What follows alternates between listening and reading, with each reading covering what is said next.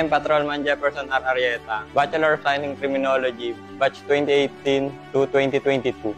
I am now serving at Philippine National Police at Manila Police District. Yan yung mga banding namin magkakaklase habang nag-aaral. And working student din kasi ako nun. Yung hirap, saka yung hassle sa trabaho, saka sa pagpasok sa school.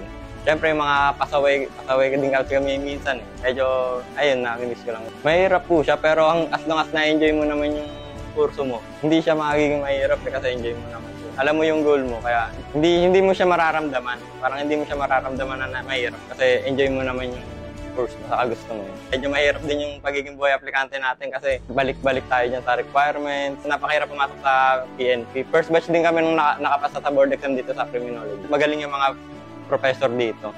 Hindi siya basta-basta lang. Kahit kami kasi yung first batch ng criminologist noon.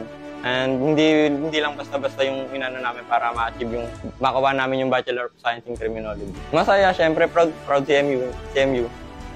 Medyo nakakita na ng product ng criminologist dahil kami naman yung first batch din, first course, pioneer sa kurso namin. Kaya masaya nung nakapasa kami.